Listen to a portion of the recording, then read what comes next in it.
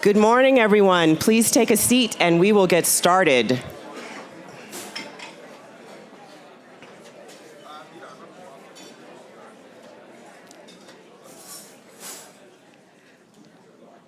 Well, good morning again. I am Melody Barnes. I'm chair of the Aspen Forum for Community Solutions and Opportunity Youth Incentive Fund.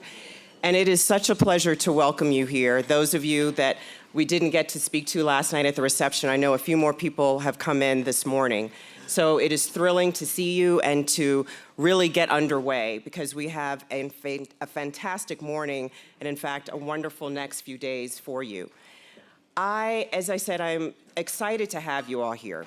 This is really a family reunion for those of us who have been here before, and we embrace those of you who are first-timers as part of the family because of all of the wonderful, wonderful work that you've done and that you've been doing in your communities. I hope that you are ready for a really full agenda. We are known for being at the end of our few days kind of staring blankly into space because we have consumed so much information and we have spent such wonderful time learning from one another.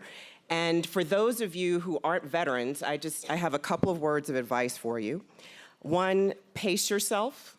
If you find yourself at the Meadows Bar or at the J Bar at 1 in the morning with some friends, remember the morning starts early. Monique Miles runs a very tight ship. Someone last night said to me, 8 a.m., is that serious? And I was like, yeah, that's serious. We do start at 8 a.m. because we have so much to go through. Secondly, as they say, if you haven't spent time up here before, please drink your water. And the final thing I'll say is if you are a funder and Steve Patrick invites you for a hiking meeting, then you should either run or bring your checkbook. So those are a few words of advice. Before we dive into today's program, I thought it would be both fun and interesting and informative for us to just take a step back for a minute and reflect on how we got here. And I'm not going to talk my way through that. Instead, I want you to turn your attention to the screen for a video that gives you a brief history as to how we got to the Aspen Forum and Opportunity Youth Incentive Fund.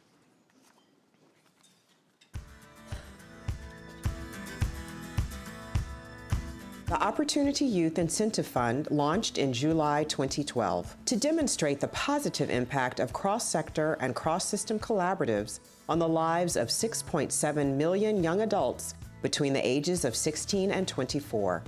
Young adults disconnected from work and school, those we refer to as Opportunity Youth. Building on the work of the White House Council for Community Solutions, we established the fund to demonstrate the power of the collective impact strategy to improve outcomes in education and employment for Opportunity Youth. We also wanted to make the case for increased adoption of this strategy as an effective method for creating community change. How can you have a movement without the constituents? You have to have the people that you're trying to serve so you can understand it better. To me, it's a no-brainer. These all are our children.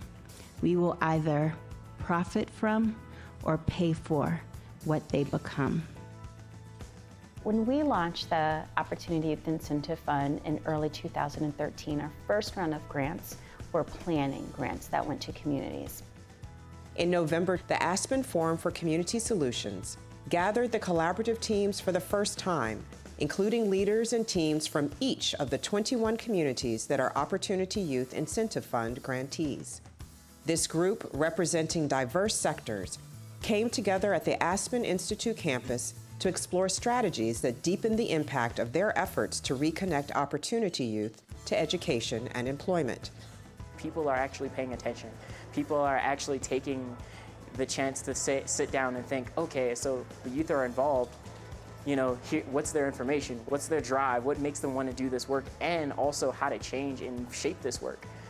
To partner nationally, not just with funders, but also with other colleagues in other states that are doing the same type of work, and to have the opportunity to learn and also share our moments of success and our moments of challenge with others really is invaluable because it adds texture to what we're doing and it gives our work a different level of relevance, and it also energizes us in ways that you know that you're not alone in this. The convening successfully developed a peer network, launched a learning community among the 21 teams, and energized everyone for the important work ahead. What's wonderful about what's happening here with all the folks that are coming together across sector, all ages, all different players from all walks of life, is that we realize that there's a national moment. We've created this wonderful flywheel momentum, and we cannot afford to let it go. In 2014, we transitioned to implementation grants. So the first round of 21 communities received the planning grants, and then in 2014, they received the implementation grants. The Aspen Forum for Community Solutions, the Opportunity Youth Incentive Fund, received, in partnership with Jobs for the Future, the Social Innovation Fund Award in 2014. It was a very exciting moment for us, and even more importantly, it was a very exciting moment for the field and all of our young people. Although the communities are all coming from totally different contexts, different strengths, different opportunities, they are really facing common challenges around how do you really build out these pathways for this population that are going to really get them to the post-secondary credentials that are going to really pay off. And there's just enormous synergy across these communities. In early 2015, we selected 7 communities, including New Orleans, Seattle, Philadelphia, Santa Clara in California, and also San Francisco, Boston, and Hartford. The 100,000 Opportunities Initiative is an unprecedented effort amongst employers to support and hire opportunity youth who get some training through a pathway to those jobs. So with 35 companies coalescing to say they will hire low-income youth and young adults, our job at Aspen is to help connect the pathways that young people are in to the labor market, to the jobs that those companies are offering. We're so excited when we think about the future of our work, and I'd posit there are 3 buckets we're going to be focused on. The first, without question, is deepening our work with employer engagement. So we're so excited with the 100,000 Opportunities Initiative that we have 30+ employers that have made a commitment to hiring our young people. We want to double that number, we want to triple that number. I mean, we really have an aspirational vision for the impact. The second goal for us is narrative change. We're thinking all the time about how we bake equity into this work, and that in many ways it's the fulcrum of the Opportunity Youth Incentive Fund. And then the third piece for us, we are able to partner with national organizations across the country who have been doing this work for 30+, 50+ years. And we want to continue to push forward so that when we look to the future, when we think about the impact of this work, we're talking about long-term sustainable change.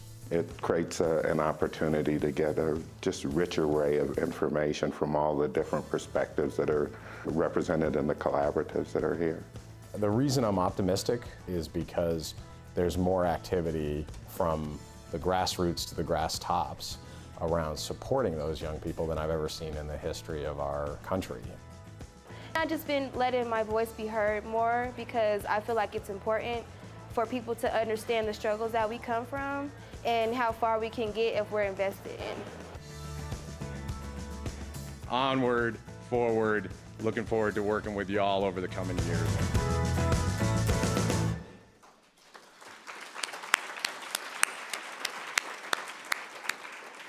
So when I look at that, for me, I go back 3+ years, and I remember what we were thinking about then. And it wasn't 23 communities. We were thinking, I see Steve smiling, Monique smiling, 9, maybe 10. And the reason that we have 23 amazing communities and growing in this room, it's because of you. It is because of your work, your vision, your commitment. It is because you have the capacity, both intellectually and emotionally, because we know how hard this work is, to do this and to deliver and to move the ball forward. So it is because of you that we have seen the growth in the movement that we have over the last few years. I think most of you know that all of this started as kind of a gleam in the eye of the White House Council for Community Solutions. And we talk about the fact that the president would often say, you know, all the best work is not being done in Washington. In fact, the solutions to big problems are happening outside of Washington. If you watch the news, you really do believe that right now. But the solutions are taking place outside of Washington. And it was the fact that the council believed that the federal government could be a partner with state and local communities that led to the idea of the Opportunity Youth Incentive Fund and the Aspen Forum. And I think a lot of people often are confused by the fact that they think, well, it's got to be all the federal government, or it has to be all the local government. And when in fact, it is that partnership. It's what happens when all the sectors start to spark together. Yes, it is the work of the federal government. I think many of us have been supported by, are appreciative of the work that will happen as a result of WIOA and the passage of that bill and the reshaping and the rethinking and the flow of funds and the release, the greater flexibility of some of those funds. But that happens on top of what's happening because of national philanthropy and local and regional philanthropy, family foundations, global businesses, as well as small local businesses, nonprofits, community-based organizations, and state and local government actors, including school systems, all kinds of human services agencies, and the list goes on and on. It is that coming together, it is that both and movement that we're having today of building a national movement that is rooted in local communities and every point on the ladder in between that will help us succeed, that will help us accomplish the goals that we want to accomplish. And doing that so importantly with youth leaders, many of whom are in this room today, some of whom you saw on that screen, and others who are across the nation, an untapped source of talent and creativity and innovation. So it is together that we are going to accomplish our goals, and this convening gives us a chance to recharge, to learn, to get new ideas, to say this is working, this isn't working, and this is how we go forward out of this room together, better, stronger, faster. Getting to scale, changing systems, and doing that in a way that helps us accomplish our goals. So I want to have Steve Patrick come forward to introduce our first speaker, who I think will set out a frame for us in a way that we've been talking about this work now for the past year or so plus. And Steve's going to talk about that through this frame, through this lens of equity, to accomplish the things that I just talked about. And again, welcome to Aspen, and we'll look forward to being with you over the next couple of days. Thank you.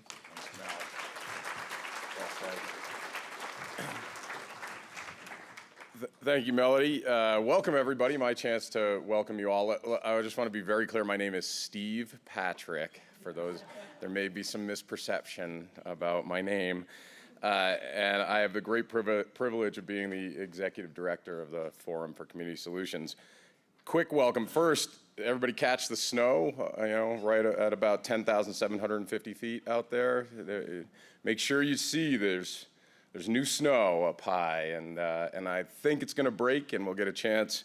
And of course, that's for many of the first peoples in the U.S., that is an auspicious thing. So we have an auspicious beginning with the snow. I'm not sure I don't know enough about the Ute people who first lived here, like right, a couple hundred years before the billionaire tribe took over. But I have to think that it would have been auspicious for the Ute as well. So that's a good start to our gathering. One message about our work, I think right now we are transitioning we're in the midst of the work where you all in the community are holding successful pathways and building out pilots, and also the population level outcome. And how do we get from some to many to most young people reconnected to opportunity? And I think in the next couple of years, the emphasis on population level outcomes from us is going to be strong. And so I want to send that signal out now as you all slightly panic in your chairs, but also think about How do we get to those population level outcomes? And now I just want to begin, and I'm sorry it's taking us so long to get to you, Manuel, because we are so excited you are here. You know, just to go a little down the same memory lane from a different perspective that Melody just laid out, you know, a lot of you were here at the very first convening. Let me see who was here. So those of you, so it does feel like, you know, you're on the plane here and there's only 120 of you and, you know, 90 people, and it does feel like a family reunion for that group. We love adding more energy and more folks to that. But in that first year, you know, we decided to put a stake in the ground around racial equity in particular. So you'll remember that one of the plenary sessions, we said, you know, race is part of the challenge. To quote Mayor Landrieu when we were in New Orleans, you can't go around it, you gotta go through it. And we had that session that talked about structural and institutional racism, and we just sort of said, this work is about that. It's not about euphemisms. And then we had last year Angela Glover Blackwell come and do that keynote, which was powerful, and 1,200 people watched it online. And again, that was like putting a stake in the ground around equity and collective impact. And now we have a chance with Manuel as a true leader in this space and an incredible researcher.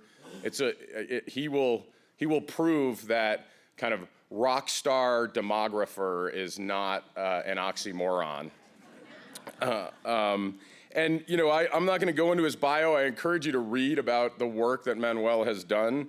But just suffice to say, anyone who is the founding director of the Center for Justice, Tolerance, and Community, those are our people. So we want Manuel here. He's at USC now. That was quite controversial, I remember back in the day when USC poached him from UC Santa Clara.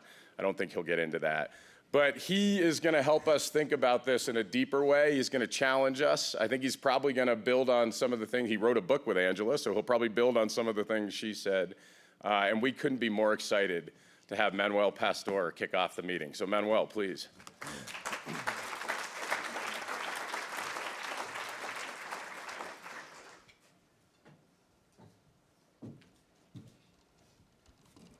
So I want to thank you for that kind introduction and for lowering the expectations so much about what was about to happen. And in fact, the expectations are high because you won't believe what they asked me to address. I wanted to make sure that in my talk with you that I talked about the demographic changes in the country that are happening, the shape of the economy and economic inequality, and the imperatives of doing something about it. They wanted to make sure that I brought forward youth perspectives and work and voices from the field. They wanted to make sure that at the end of my speech that you were fired up and emotional, that at least half the audience would be in tears, and that you'd all be into collaboration. They wanted to make sure that I provided some lessons on Black-Brown collaboration, because that's such an easy topic.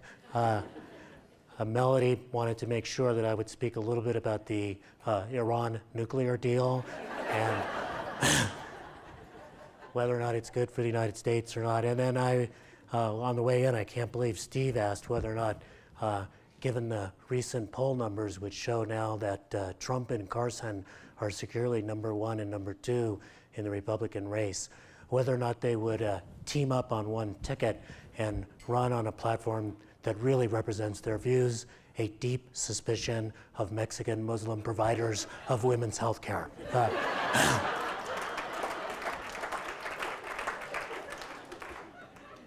It's a lot to talk about, and what we in Spanish call a keynotito, a short keynote. So I am instead going to touch on a few of the topics right at the beginning about the demographic change, the imperative of dealing with inequality, why there's now a business case for equity, for dealing with the situation of opportunity youth, and then also a little bit about collaboration at the end. As we're talking, some of you have seen me speak before, or I should say while I'm talking, my voice might break or fade a little bit. It's not that I'm emotional being with you. Although after hearing about this great work and being in Aspen, what could be more emotional than being with you? It's that I've got a speech condition that's called spasmodic dysphonia, spasms around the voice box. So Diane Rehm of NPR has it. She's quite famous now, me too. And believe it or not, and she talks about it, it gets treated for me once a month with Botox. Because that's how we treat everything in Los Angeles. It works for us. So for some of you, the happiest day of the year is your birthday. Might be the end of Ramadan. You could start eating again. It might be Christmas. It might be the opening of this conference. For someone like me, the happiest day of the year is the day the census releases its statistics. And when the census released its statistics from the decade of the aughts, what we saw was some remarkable change. The green bars here reflect the demographic change in the aughts, the bars before the 80s and the 90s. And you could see that between 2000 and 2010, the Latino population grew by 43%, the Asian Pacific Islander population grew by 43%, the African American population by 11%, the non-Hispanic white population by 1%. That's why folks like me, unlike newscasters, were not surprised when President Obama won re-election with only 39% of the white vote. You'll recall newscasters that night going, "Oh my God, the country's changed, the country's changed." And I kept thinking, where were you for the last 2 years when I was saying, the country's changed, the country's changed? What's interesting about this is that when most people look at that demographic change, they think that what's driving that demographic change is immigration. And that answer is no longer correct. Immigration into the country is slowing down. Net migration from Mexico, our largest sending country, is 0. There's as many Mexicans going back to Mexico as coming into the United States. And that's something that's going to fundamentally persist into the future because, excuse me, the fertility rate in Mexico has declined dramatically. Used to be over the course of her lifetime, a Mexican woman would have 5 children. That's sort of 35, 40 years ago. Now the fertility rate in Mexico is 2.3. The fertility rate in the United States is 1.7. As those two come together, there's no longer as much of a push factor. And now more immigrants are coming from Asia than are coming from Latin America, and demographers and economists are not worried about too much immigration, which seems to be part of the political season, but not enough immigration in the future to sustain the economy. But both what is driving the change is their children, as we'll see in a minute. What that means is that by the year 2043 or so, the United States will become majority minority, or as I like to think of it, all minority all the time. That is, every group will be a minority group. What's perhaps most profound, though, is 10 years before that, 2032, the majority of the workforce will be people of color. Now, I did not say the majority of the entrants into the workforce will be people of color. That's already happened through a combination of young people and immigration. The majority of the workforce will be people of color by 2032. Why? Whites are an older population, moving into retirement. Those who are coming in who are younger are more people of color. And you can see that by looking at what's happened with the youth population between 2000 and 2010. In that decade, the number of young whites in the United States actually fell by 4.3 million. Now, that does not mean that 4.3 million young white people died. We would have noticed that. It would have been reported on Fox News and blamed on Obamacare. I mean, you know that's what would have happened. And by the way, if you think I'm not being fair, I would make fun of MSNBC, but nobody watches them. So African American population actually declines, the youth population actually. So why is that? It's because more people are moving into 19 and 20 that are moving into 1 and 2, so the number of young whites falls. Number of young African Americans fell by about 250,000. Some of that's people redesignated into the multiracial category, although less of that's happened than most people think. Where is the next America? 4.8 billion young Latinos, 800,000 young Asian Pacific Islanders. Now, we have actually seen this before. If you look at the demographic change going on between 2000 and 2040 in the United States, that is, and you can see from 69% non-Hispanic white to about 50% non-Hispanic white over that 40-year period. That's basically the change that California went through between 1980 and 2000. California is America fast forward. And that 20-year period in California's history, Prop 187, fights around affirmative action, the sort of roil that's happening in the national politics right now, kind of happening in California. Now, and we're kind of coming out of the other end of that in some really interesting ways. Now, one thing that's really important to look at with that is that when people see that demographic change in California, how dramatic it was. And you can see the share of Latinos, that blue group, growing bigger and bigger over time. What they imagine, demography, is that it's just going to continue. It's sort of a straight line like this, right? And so that, you know, by 30 years from now, California will be 150% Latino, right? They'll be sort of super Chicanos, right? Marching to California Earth going, La Reconquista Aztlán. We're going to get Colorado too, so. But really what's going on is the demographic change is sort of slowing down in California. You could see it sort of coasting a bit to a finish as you move forward. In fact, great demographic fact to really help you hold on to this. And Steve is right, you can be a demographic rock star, but if you want it to be a demographic sort of just hit on your own at a cocktail party and have people just come and flock to you because you know demography, here's a great fact for you. What is the only large metro area in the last 10 years? Large metros means Boston, DC, Baltimore, Denver. Only large metro area in the last 10 years that did not see an increase in the number of Hispanic children? Los Angeles. Because we're coming to the end of a process, the rest of the country is coming to the rest of it. And you can see this by looking at a map of the United States. This comes from a project with PolicyLink, somewhat of an easy map to interpret. The browner the county, the browner the county. So, the darkest shade is greater than 50% people of color. There's a sort of tipping point, like there is for neighborhoods. It seems to be for counties, 40 to 50%. In 1980, the United States looked like most people think the U.S. still looks, sort of the black belt of the South going to D.C., the the Texas borderlands with Mexico, the Native American and Hispanic areas of New Mexico and Arizona, Native American areas in the Dakotas, et cetera. In California, interestingly, only one county was majority people of color, Imperial County, right on the border with Mexico.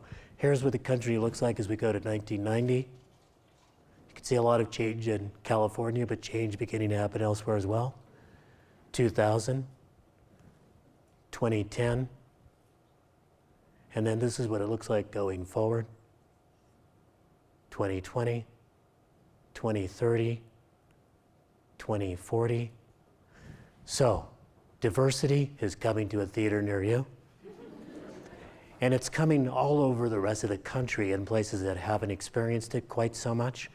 In fact, one of the places that's slated to go majority people of color by 2040 is Salt Lake City.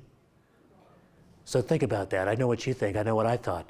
In 1980, Salt Lake was not just white, it was super white, right? Sort of Mormon shiny white, right? 95% white. It's going to be majority people of color. Big demographic change, immigration, kids of immigrants, et cetera. So the kinds of changes, the kinds of youth you're working with, that's the next America, and it's all over America. It's all over America because the areas that aren't experiencing demographic change are either lightly populated or there are places like the industrial Midwest that are actually now making an active effort to try to recruit immigrants in order to revitalize their economies. The other geographic aspect of this, which is key to understand, Seattle sort of does it in dramatic form, is the following. This is Seattle in 1980, darker shade here, higher percent people of color. This is the metropolitan area.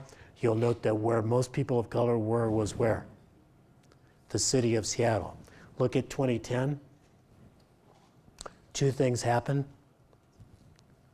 Seattle widens, and the suburbs are actually where the demographic change is occurring. America's suburbs now are the places where the diversity is changing the most rapidly, where concentrated poverty is growing the most rapidly. And the reason I mention this is because funders, workforce developers, community organizations are often thinking about central cities and not these rapidly changing suburbs. And yet the suburbs are critical because there are places where the civic infrastructure is weak, where the social services infrastructure is weak, and where the community organizing infrastructure, which is how low-income people get their issues raised up, where that's weak as well. So we need to be thinking about how we're actually doing work in suburbs and work in alliance with groups in suburbs as well. So the other bit of demography, and then then we'll move to the economy a little bit as well, is this. So by the way, has some of that been interesting so far? Okay. So none of that is as interesting as this table. So this is the median age. This is, median means half older, half younger. So the median age for non-Hispanic whites in the United States is 42. The median age for Asian Pacific Islanders, 35. For African Americans and Black immigrants, 32. Native Americans, 32. For Latinos, the median age is 27. 42, 27, 15 years, it's a generation gap. And that helps to explain two things. One is it helps to explain our demographic change, because when you're 27, you're in prime family formation age. When you're 42, you think you're in prime family formation age. You may be, Godspeed. But it also helps to explain our national politics. The state with the biggest generation gap, the whitest old, the brownest young, nearby Arizona. And think about the politics around immigration, ethnic studies in the schools, et cetera. But more than that, in Arizona, in the last 5 years, it experienced the third largest per capita or per student K through 12 cuts in education, and the largest cuts in public university spending percentage-wise. So where there's this big racial generation gap, there's a tendency to sort of not see the next generation, not see yourself in the next generation if you're a taxpayer, an issue that I'll bring up a little bit later. And as a result, we need to repair this generational disconnect. And part of what you're doing with this work around opportunity youth is that repairing that generational disconnect, getting an older generation to see that the future of the younger generation is actually critical. I'm going to jump over this map and talk a little bit about inequality. All of this is really critical, the demographic change, because it's also occurring at a time in which we have tremendous income inequality in the United States. This is a chart showing the shares of income going to the top 1%, the 1 to 5%, and the 5 to 10%. The blue line is the top 1%, and you could see that it's gone, this is from 1917 on, two peaks here, 1928, the year before the Great Depression, 2007, the year before the Great Recession.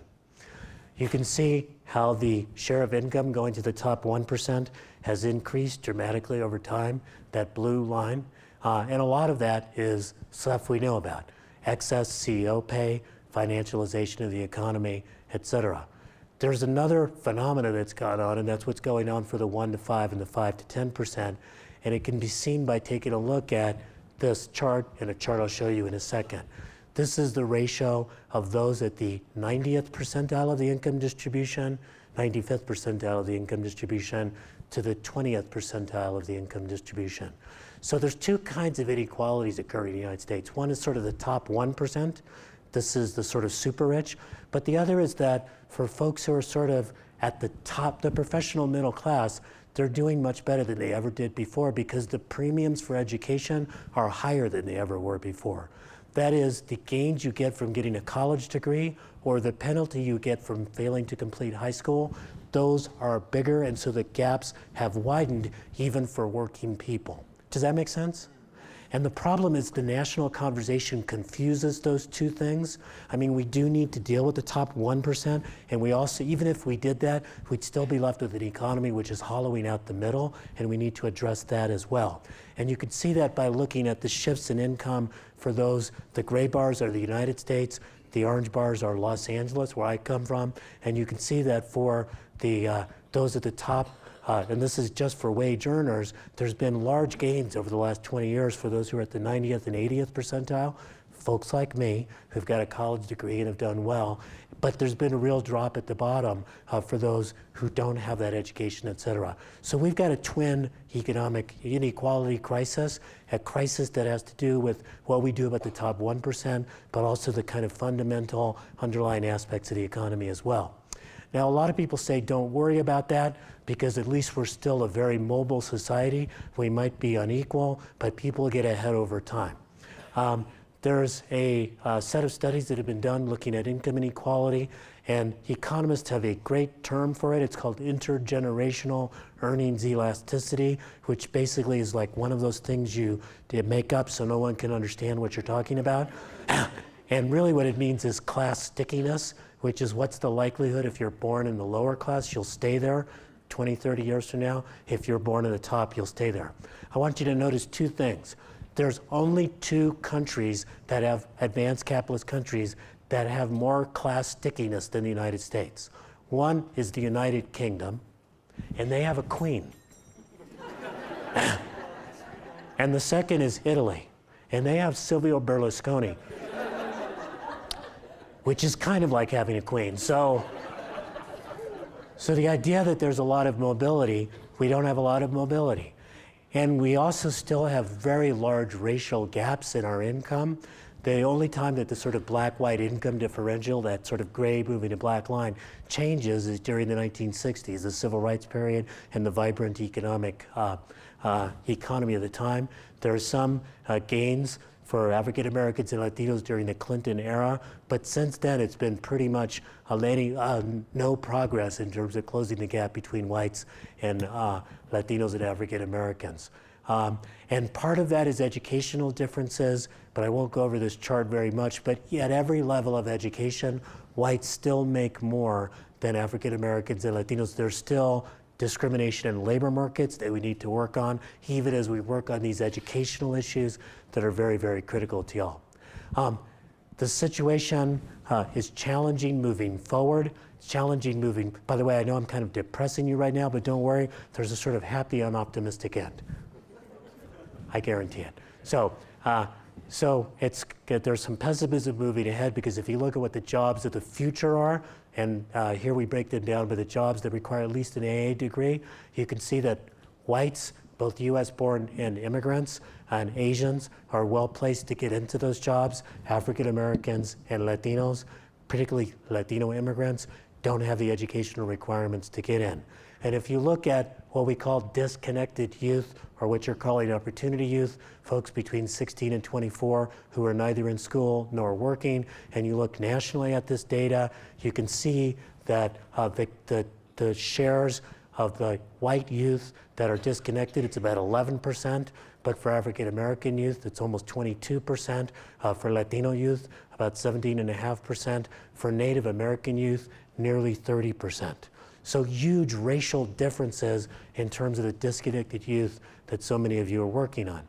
Now, what's interesting, though, about all of this change and challenge is the following thing. Along with the new demography, along with these new levels of inequality, has come an important shift in economic thinking. And it's the following. It used to be the case that economists would insist that inequality might be morally distasteful, maybe liberals didn't like it, but it was good for the economy. That is, that it put more money in the hands of the wealthy who could invest, or that inequality was consistent with the kinds of incentives you needed for people to be able to go to work hard, and get ahead. You've heard that argument before, haven't you? Here's what's interesting. That argument makes sense at an extreme.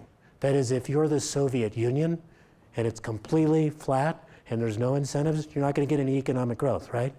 But if one person in this room had all the wealth, that wouldn't be a very productive economy either, because most of us would be scheming how to take them down through a revolution, right? And that would not yield to a lot of productivity. You wouldn't have consumer class spending money, et cetera. The United States has gotten on the wrong side of the inequality efficiency trade-off. We've become so unequal, it's actually hurting our economy as well. And I know you might be looking at me and saying, I'm not sure I trust him. After all, he's a leftist professor from California. He probably came up with this idea while he was in his hot tub.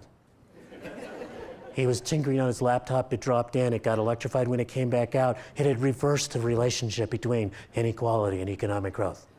So don't believe me, believe that well-known left-leaning organization, the Cleveland Federal Reserve, which put out a study looking at metropolitan regions in the United States, much the size of Cleveland, and found to their surprise, they found not to their surprise that anchor universities made a difference, diversified industrial structure made a difference, but that drags on economic growth included economic inequality, residential segregation, and big splits in city-suburb experiences. This research has been replicated internationally by researchers Andrew Berg and Jonathan Ostry, who looked at countries over time and found that countries over time could not sustain growth if they had high levels of initial inequality. I know, again, you're looking and thinking, well, those must be two professors at some sort of well-known liberal economics department. Those are two researchers at the International Monetary Fund, a place that's not generally been thought of as a beacon of social justice. So there's a shift occurring in economic thinking, and in part it's because we've hit such an extreme in terms of the inequality. But the point I'm really trying to make to you is that we need to be making the business case for equity and not just the social justice case for equity. We need the social justice case for equity, but we need the business case for equity as well. And so particularly important now. I was just going to mention that we actually make this in our new book, which just came out last week, Equity, Growth, and Community. It's available on Amazon for only $25. It can actually be downloaded for free. Believe it or not, we made a deal with UC Press, so you could jump on your computers right now and download a copy, although you could also buy a copy. The more copies you buy, the more I move to being able to negotiate the movie rights. I actually, when I just left LA, was the things that had gotten stuck in the negotiations. I'd been insisting that I be portrayed by Antonio Banderas. They were offering George Lopez, and it just was not resonating with me. This is incredibly important now, and this is the reason why it connects with the demography, because this is one of my favorite graphs, not only because it's animated, but because it reflects something important. Demographers often talk about a demographic pyramid, lots of young people, less folks in the middle. As we get older, there's less and less of us. And you can see that in 1950, the US had a demographic pyramid. That is, lots of young people, less in the middle. As people got older, they passed away, that population shrunk. But you can see that as you move from 1950 to 2060, the demographic pyramid is becoming a demographic cylinder. Less young people, less immigrants filling in the middle, more old people surviving. What that means is that we need this next generation to be even more productive than we were, because they're going to be carrying more of a burden, and we need to reconnect the generations so that they see themselves in each other and do those investments. How do we do this? Let me get to the end here. I think we do it through sort of three things, and this is where I'll close. One is by sinking roots in your regions and by building relationships. In the book, by the way, which is a very good book, Equity, Growth, and Community, we talk, for example, about San Antonio, where just 2 years ago, the voters of San Antonio passed a sales tax on themselves to support universal pre-K targeted at disadvantaged kids in disadvantaged neighborhoods. That's really tough for voters to do. Perhaps what was most striking was not that it was just supported by community groups, but it was supported by the Chamber of Commerce, Why? Because the Chamber of Commerce saw it as a workforce development issue for 20 years from now, because they built relationships with the community groups, and because they had enough roots to know that their business 20 years from now depended on the workforce of today. We need to bring to bear data and dialogue. Too often we come, those of us who are interested in justice issues and equity, with a plea, but not a lot of facts. You know, the facts are actually on our side. The demography is moving in particular directions. If we make a difference on this inequality issue, there's economic gains, and we need to bring these demographic facts forward. You have a lot of partners you can work with on that, but you can also take advantage of the project that we did with PolicyLink, the National Equity Atlas. How many of you have been on that website? You can go and download stuff about your region that's disaggregated by race and nativity and now by gender, looking at your cities as well. It can help you make the case, because each one of the data points on that website is nested inside of a story about why equity matters for economic sustainability. So bring data to the table. Finally, 3 things. First, we need to realize as we work with young folks and as we talk about what we want to do, that we need to speak to people's aspirations and not just their anger and anxieties.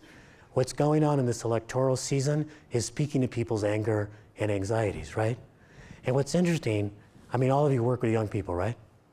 So here's the, I do a little, not as much as you, even though they're in my class, but here's what's interesting, I think you'll say it too. I mean, they're frustrated about some stuff, but they're remarkably not angry, right? When you think about the world we're handing them, they ought to be angry. A crisis of over-incarceration, an economy that's not working, schools that are failing them, and yet they're aspirational about what they can do. Any generation that produces a poet like Kendrick Lamar, who says, how many times my potential was anonymous, how many times the city made me promises, I promised this, I love myself. That generation, right? That generation is throwing down on the future. And that generation, their aspirations need to be spoken to with us speaking to their hopes and not just their anger. You need to, I would argue, stress that equity and inclusion are not just add-ons that we do when the economy's working, but that they're fundamental to getting the economy going together. And then one last point about collaboration. We need to change and shift the way we think about collaboration. Too many of us think about collaboration like that ride in Disneyland, It's a Small World After All. You know that ride, you go through it and there's all those little children from every country in the world and they're all singing, right? How many times is collaboration really like that? Collaboration, if it works, is principled conflict.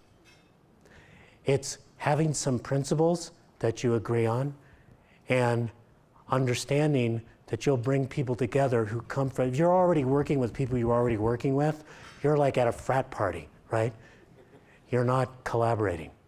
Collaboration means bringing together people who you don't normally work with, but who you might share some principles, and you also share some principles about how you will conflict. That you will conflict with honor, with integrity, and with an understanding that you may be back with them again the next day. I still remember during the campaign for a living wage in Los Angeles, when I came to testify for it, the person I sat down next to was the person from the LA Economic Development Corporation who was going to testify against it. Sat down, talked about our families. I testified, he testified. I was glad I won. But at the same time, I knew that I was going to have to go back and work with the LA Economic Development Corporation around workforce development for young people, the manufacturing industry. In your work, don't do what that famous French detective did at the end of Casablanca where he says, round up the usual suspects.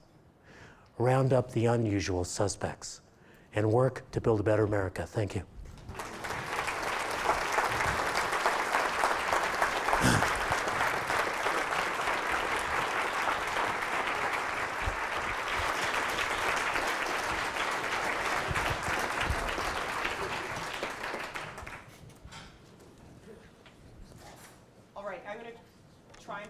Until I am projected. Is that okay? Great. The first thing I want to do is to say thank you to Manuel for doing what you do so well, which is take complicated issues and not only make them interesting and engaging, but also relevant, so relevant to all the work we do. So thank you for that. Thank you. And then I also want to ask to join us up on the stage, Elsa Holguin from the Rose Community Foundation and Blair Taylor from Starbucks. Please come forward.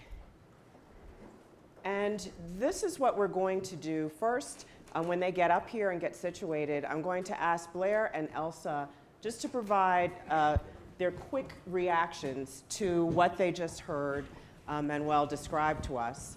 And then I'm going to ask them a couple of questions and bring Manuel into that conversation as well.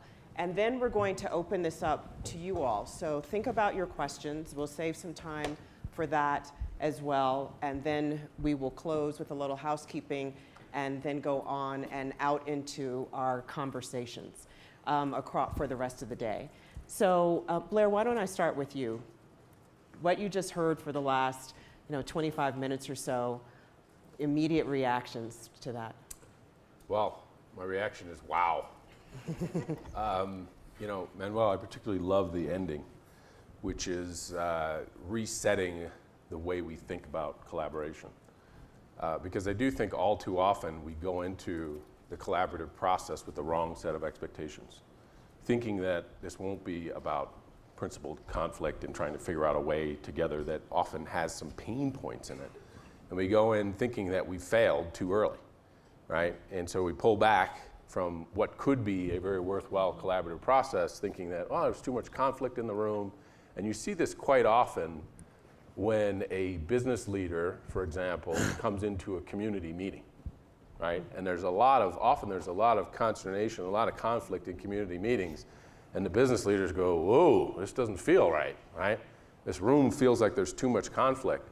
And really what that is getting used to the process that communities go through all the time, which is, you'll go into these meetings, there'll be some shouting, there'll be some, and eventually they're moving toward a goal, right? And so I think that notion of really resetting and rethinking the way that we come to collaborate is critical.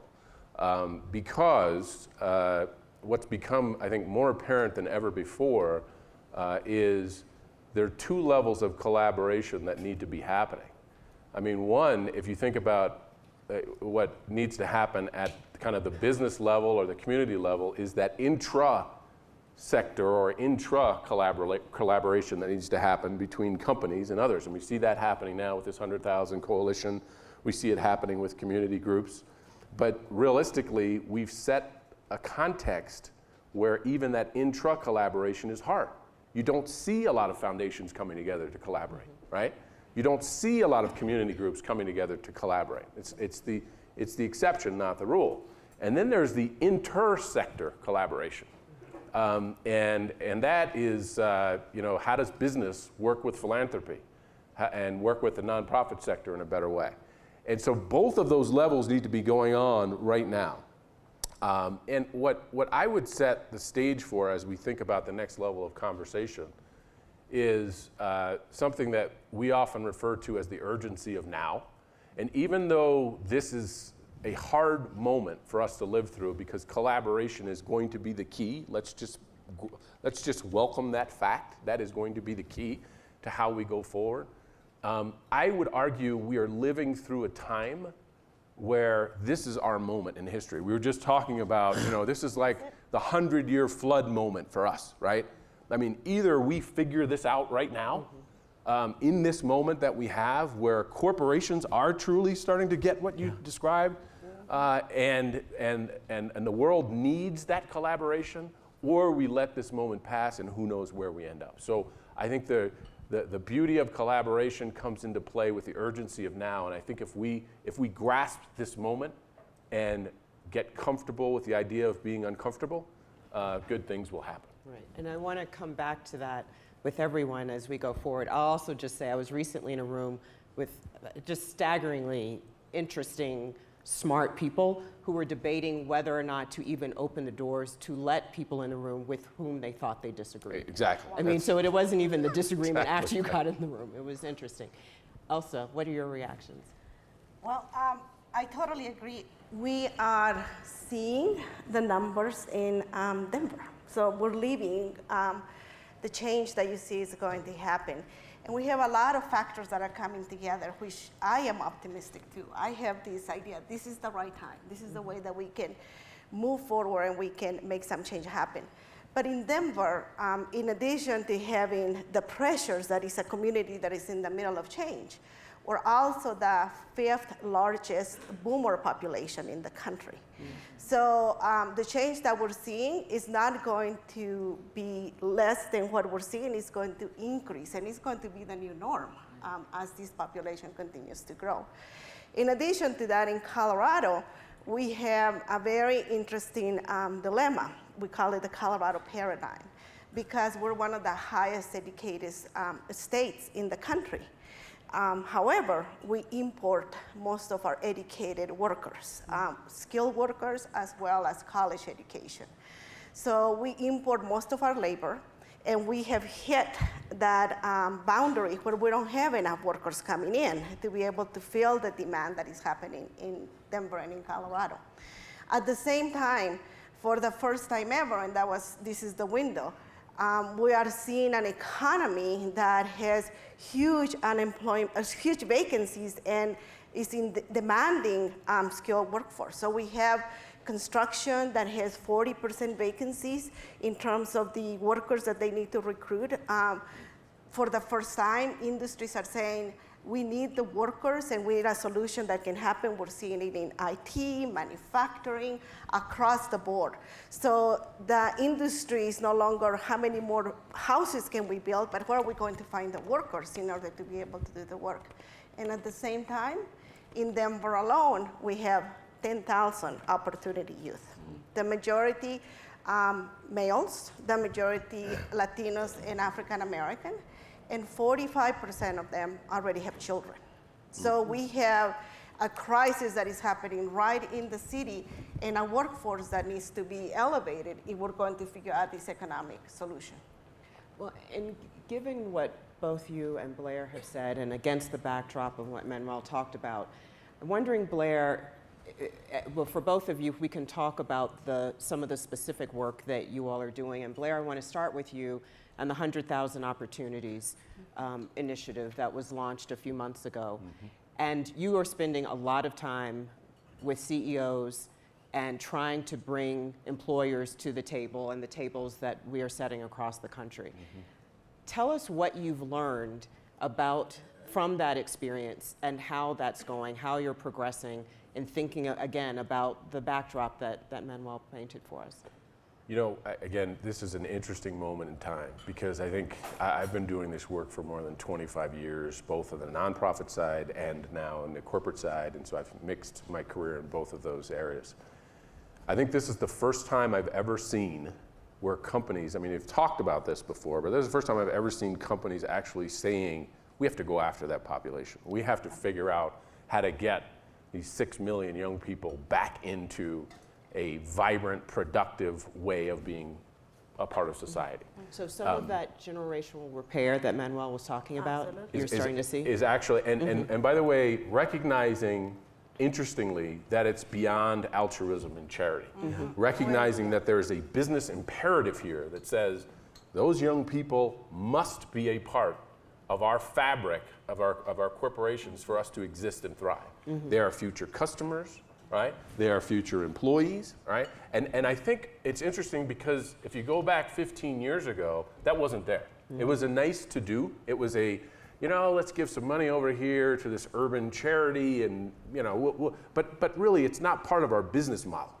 What we're seeing with the 100,000 initiative and what's resonating is bring that in to the core operational mechanisms of a company, which, by the way, typically in most companies in America is people, right? So you want to get into the engine of a company, get into the people part of a company. Because if you do that, it's sustainable over time. And so what we're seeing is a shift now, and it's the early stages, I admit it, but we have 35 companies who've come in and said, we get it, we want to be a part of it. Now here's the interesting part. So they've said we want to be a part of it, we're really interested in that. But to be honest, they really don't know how to address this population. And there's no experience really for the most part, and there's some exceptions to this, but by and large in corporate America, there really isn't a great deal of experience either recruiting this population of opportunity youth, retaining this population of opportunity youth, developing this population. I mean, I often say, you know, look, if you want to catch brook trout, you don't go fishing in the ocean, right? I mean, our corporations have been fishing in a different place than where these young people are. The recruiting engines are not set up to recruit from this population, right? And what's interesting about that is there's also a significant amount of myths around this population that exists, right? So the biggest myth is they don't really want to work. You know, they don't know how to work. They're not prepared for the rigors of corporate America, right? And so that has perpetuated the systems that are in place or haven't been put in place to recruit this population. Let me just give one example and then I'll stop. So when we ran the event we ran in Chicago 2 months ago, and it was a great collaborative effort. There were 30 companies there recruiting from 4,000 opportunity youth who showed up. 4,000 young people showed up. Resumes in hand. We had 1,300 interviews, 850 jobs came out of that, right? But what we set up as well that day was, and by the way, there were also 40 nonprofits there. So it wasn't just corporations. It was magnificent because nonprofits were in the same room with corporations dealing with the population in a collective, cohesive way. What we also set up that day was a track for CEOs. Now, the reason why we set up a track for CEOs is we said, you know what? We want to demystify this population for chief executive officers. So we had 12 CEOs from companies like Pizza Hut and Taco Bell and our guy, et cetera, JCPenney. And we sat these CEOs down at a table with 5 opportunity youth who had just come out of, they were a little bit older, they're mid to late 20s, sat them down at the table and had constructive dialogue. And the reason we did that is we wanted to demystify this population. So we had young people telling their story about the obstacles that they've overcome and about how just at one inflection point, somebody helped them. And they were able to now be on their way, and there were tears, there was emotion, there was an absolute resonance with what the objective of that session was, which is we wanted all of those CEOs to walk away from that table and say, not just, I got a glimpse of what that population is and I really start to understand it, but I would hire every single person who was at my table, right? Which is exactly what happened.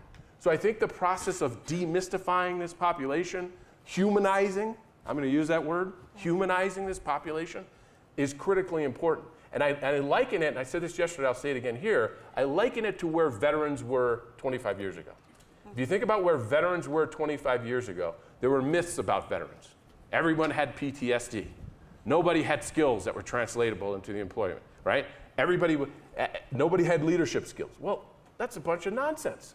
Veterans are some of the best leaders that our country's ever created. They've got incredible skills, right? Are there some who have PTSD who need more significant intervention? Absolutely. Just like there are opportunity youth who need more significant intervention.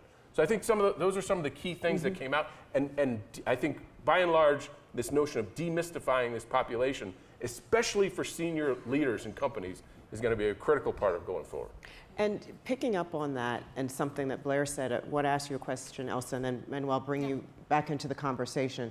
The work that you're doing in Denver kind of takes what Blair is talking about and really drills down deep in a particular place. Because you all are working closely with the chamber. And in our conversations, you said, that's something new. That hasn't happened before, but it's happening in an altogether new way. And Blair made the point, people are saying we want to do this, but we don't know how. Can you talk about how you all are doing that and what that looks like in Denver? Right. So I think like corporate America, I think for philanthropy, we have this great opportunity, but it also means that we have to work differently. And so it is no longer about grant making and how many grants can we give, because we've been doing that for 20 years. And to make the change happen, I think we have to roll up our sleeves, get out and start working on those collaborations that we can have to bring and really take advantage of this place where philanthropy sits. And I'm very aware of it. I've been in philanthropy for a very long time. So I know that we have this privileged place where people will return our phone calls and we can call on corporate America. We can call on government agencies. We absolutely have the ears of the nonprofits, but we can bring them together. So in Denver, Rose Community Foundation decided to be the backbone for the Opportunity Youth Project for the last 2 years. So we did the planning process, which was painful, especially for philanthropy. To be 1 year in a planning process was way too long for us. But it created that space and it created that relationship that we needed so that by the time we got to the implementation, we were ready to have a great conversation with the Chamber of Commerce. And the conversation with the Chamber of Commerce was very honest. And I was honest from the beginning because I had seen the nonprofits coming together and doing the hard work. I had seen government trying to figure out how to work with Opportunity Youth and what needed to happen. What I didn't see was industry at the table. It was a little bit here, a little bit there. You may get an association, you may get this. But I thought if we're going to be serious about this, we need to bring industry in a very serious way. So we went to the Chamber of Commerce with a proposition that to join us for the next year, work with us in the implementation phase of this. But I was very clear in saying, I think we have a solution for you. I know that you have a problem. You have a problem with your members in that you have to figure out where you're going to find the workforce that they are asking you for. It is a new role for a Chamber of Commerce to say they are going to be immersed in working in workforce, especially with Opportunity Youth. But I also said this is only going to work if we make it a win-win. I do not want you to come and join us if you're going to be nice to me or to the group or to the youth and you're going to do this out of charity. This is not going to work. You have to do it because you really believe that we're going to provide you with a solution. If you come and join us with that intent in mind, then I think we can make this happen. And we were so lucky because the Chamber of Commerce gave us their CFO for a year to come and join us at the table, to participate in the meetings, to participate in the conversations. Is everything that you said, corporate, all of the sudden you have the chamber at the table, the group changes a little bit, the nonprofits are figuring out how do we work together, and government and education is figuring it out. And right now, we are transitioning the backbone to the Chamber of Commerce. By the end of this year, they are taking over the whole initiative. Plus,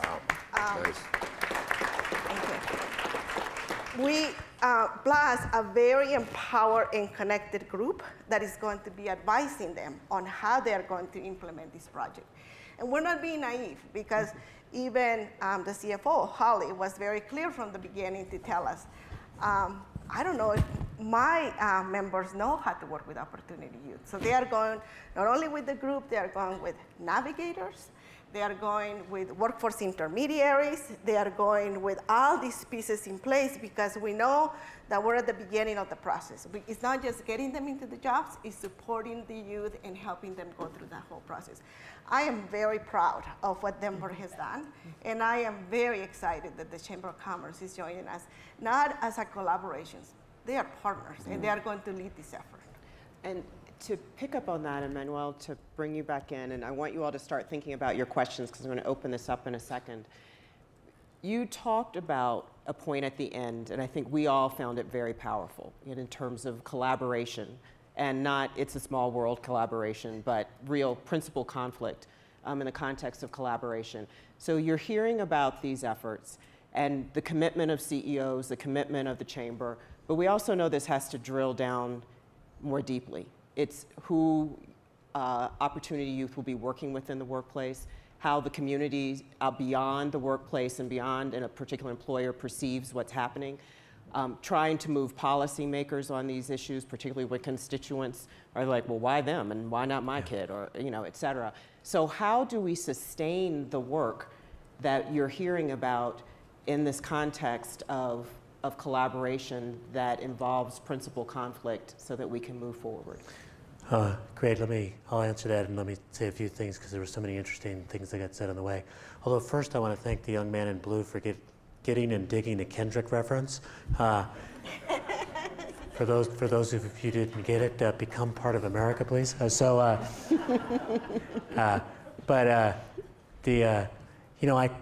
something you're right, strikingly on a country in which business really does seem to be getting this message. And I find actually, I give virtually the same talk in front of business audiences, and their reaction to the changing demography is, new workers, new consumers, what do we need to do? Right. And I wound up last year, beginning my year by talking to Joint Venture Silicon Valley Network, the largest business organization in Silicon Valley, and ending it by talking to Deutsche Bank about exactly the same set of issues. So there's an opening there. What that means for us, though, is that we need to also then take the attitude you are taking about we don't want charity, and the suggestions we're going to make are things that are actually also economically efficient and will grow the economy too. We're not saying just take a chance in these youth. We are saying take a chance in these youth because this is going to pay off for you, and we're going to actually try to put the supports in place to make sure that the youth can stick, that they can be successful, and that it will pay off for you. So I think we're still in the process of sort of making that business case on the ground. I do think one other part, and then I'll get to the question, is that it is extraordinarily important to build these tables for these conversations because you cannot other someone you know. Mm-hmm. And that's what's gone on with this generational gap, with the racial gap, et cetera. To get back to this really great book, Equity, Growth, and Community. What's the name of the book again? We wanted to call it this, but the press didn't let us because they said it didn't sound academic enough. Knowing together, growing together. Because we think the first step to growing together is knowing together, developing knowledge communities around data, conversations, the problems, meeting people across the table, and then beginning to understand what other people's interests are in order to find a solution that moves forward. The fundamental challenge we're going to face, I think, moving forward is how do we move this from projects to policy, and that's going to mean how do we sort of tilt the federal government to support these kind of collaborations? And also, how do we begin to have the kind of conversations about resources, tax revenues, to make sure we can fund these kind of things? I'm heartened by what happened in San Antonio, but I think that often we're in a conversation where business might get it, but they haven't gotten it yet to the point that they're willing to support the increase in revenues that's going to be necessary to make this standard operating procedure across the country. Great. Well, I want to open this up now so you all have a chance to ask questions as well. Raise your hand. There are folks with mics. Give us your name, where you're from, and your question. A real live question with the question mark at the end. So, hands. I see one over here in the corner by the window.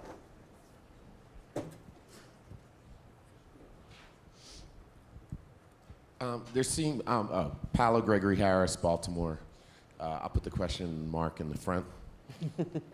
There's an inherent problem, it seems, with this focus on making sure that we get all of the corporations that have created the 1% to support them in getting stronger by funneling our opportunity youth into that existing system that's problematic. And I think, I have not heard much about entrepreneurship, which can actually shift the nature of the game by putting ownership in the hands of the folks who have never owned anything. And I'd just like to hear from the panel, that's why I put the question mark in the front, hear from the panel on what their thoughts are about not only shifting, not only getting these folks into workplaces, but how do we shift the actual paradigm so this percentage gap actually shifts over time?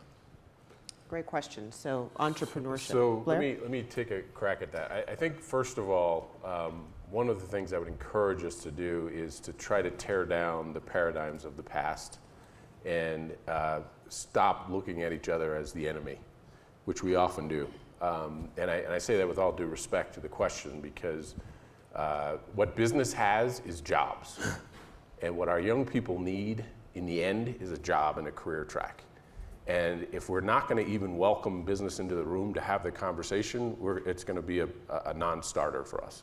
So I think the first thing we have to do is realize, is there a way, as you're doing in Denver, to invite business into the room and to give these young people a track so that they can become the 1% at some point in their life? So that's the first thing. The second thing is, I will tell you, I've been an entrepreneur. I was California's Entrepreneur of the Year in 1999. And the way that I got to be an entrepreneur is I went to work for IBM and PepsiCo. Because the learning that I got from those jobs in corporate America, that is what enabled me to be successful as a business owner. And so one of the things we need to understand, if you come to work for Starbucks and you start as a barista, okay, you may be making $10 an hour or whatever the number is, but over time as you become a store manager, you're running $1 million, $1.5 million business. You are an entrepreneur. And those skills that you've acquired in customer service, in leadership, in team development, in running a complex inventory system, those are exactly the kind of skills that you need as an entrepreneur. So I would, instead of discouraging our young people and saying, you don't want to go into that corporate job, you know, young people very often say to me, why would I want to work at McDonald's? And I tell them, you know where I started? In the back room of a restaurant, washing dishes with suds falling off my face, okay? That's where I started. And there's nothing wrong with that. You want to work? Go to work. A work ethic is like a muscle. Either you use it or you lose it. And the reality of it is starting at an entry-level job is the beginning where a lot of people who are in the 1% you described started, right? And so we want to encourage our young people, get on a career track that involves often taking the first step into an entry-level job, and that quite often that experience that you gather and gain from that track in a company like ours or one of the many other companies in this coalition is in fact going to unlock the entrepreneurial relationships that you need, the kinds of things that bankers who want to invest in you will look at as to whether or not they're going to make an investment into you. You don't just walk, very few entrepreneurs have walked out and hit most entrepreneurs fail 4 or 5 times before they become successful, right? So can we help change those odds by giving somebody a pathway into a corporation and a job that's an entry-level position? Manuel? Yeah, I mean, a couple of things. One is one of the underlying things in the question about dealing with the tremendous wealth inequality and assets that people should be able to develop either through their own businesses or through land trust or through communities being able to acquire power over assets and deal with this. Because as bad as the income inequality is between groups, the wealth inequality is even worse because so much, in particular, of Black and Latino wealth got wiped out in the foreclosure crisis. And a couple things about the 1%. One is that it's very clear that this economic structure has gone completely haywire for the 1% to be making so much. And a lot of that has to do with changes we need to make at a national level with regard to the tax structure, which has created an incentive for CEO to make so much money, with regard to not having a transactions tax on Wall Street that would slow down some of the excess financial speculation, et cetera. And those are great topics to make sure that we explore. What's interesting to me, spending more time meeting some people who are in the 1%, is how many of them think there's now something wrong with how much money even they're getting. They know that something has soured very much in the economy, that the income distribution has gotten this bad. Not everyone in that group thinks that, and clearly, at least in my view, there's a poisonous relationship between wealth and the political process that's really distorting things. But, and that's where I think the problem is, because that poisonous relationship distorts us from even being able to deal with the educational issues and the other, what I was talking about with the sort of 80 and 90 relative to the 10 and 20. So I think there's real issues that you're lifting up, so thank you for bringing them forward. Other questions? Other hands? I see a hand in the very back of the room.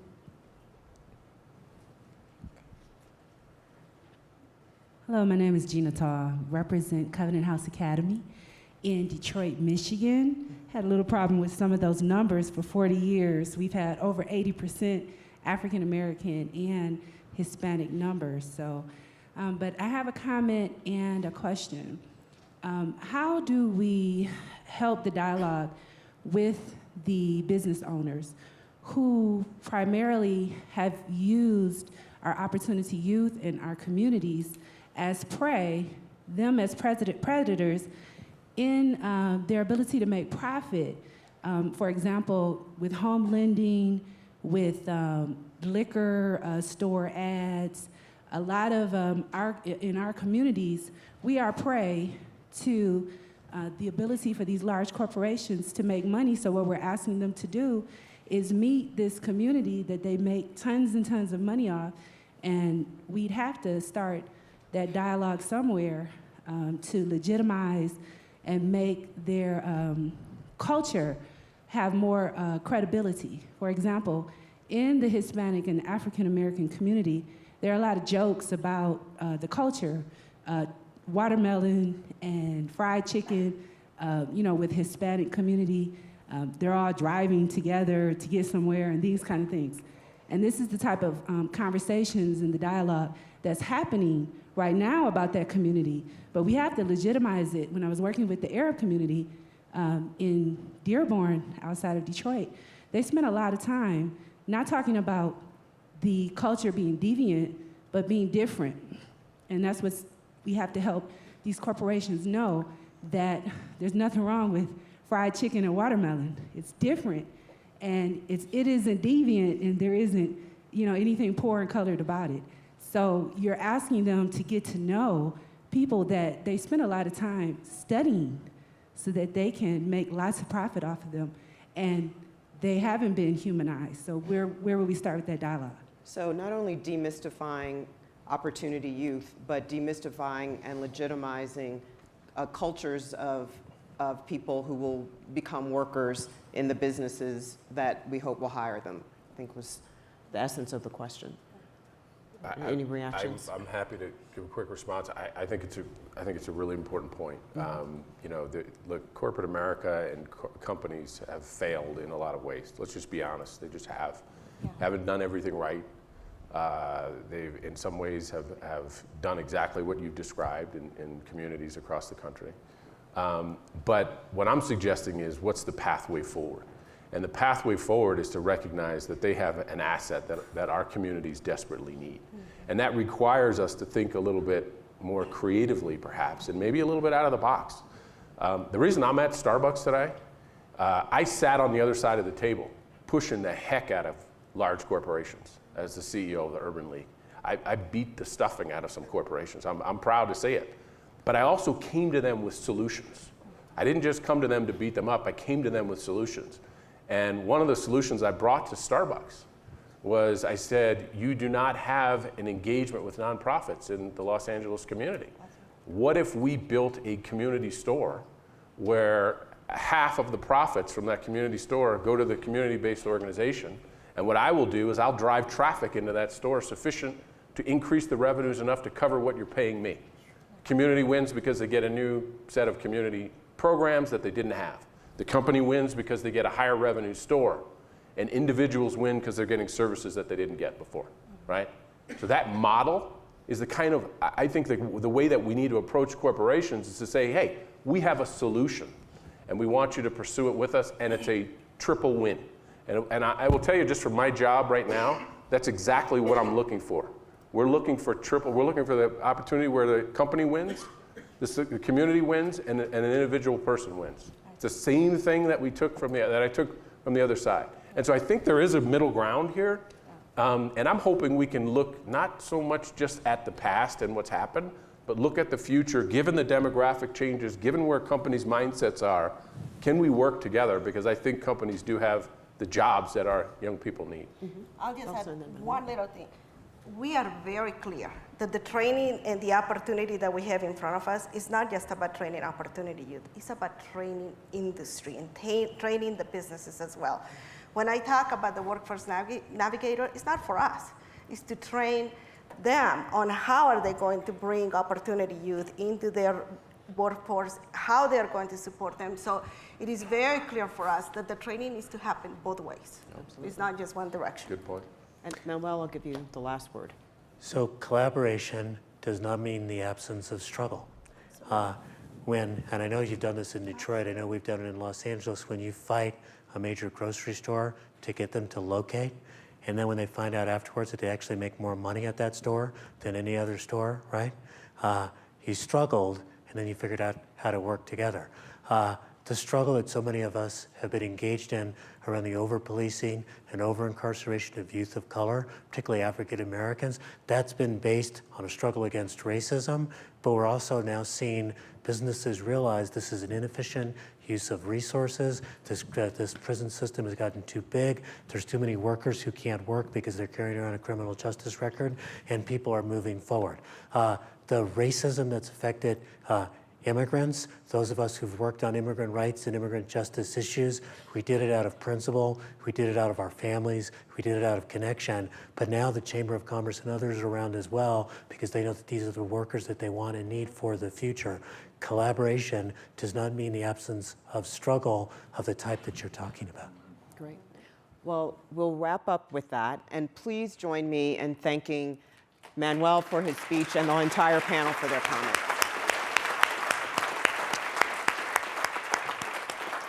And we'll have an opportunity to continue to go deep on these issues over the course of the next 2 days.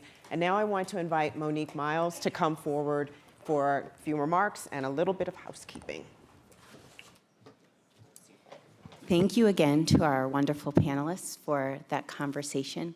I promise I'm only going to take about 2 to 3 minutes because I want to transition us into our breakout sessions.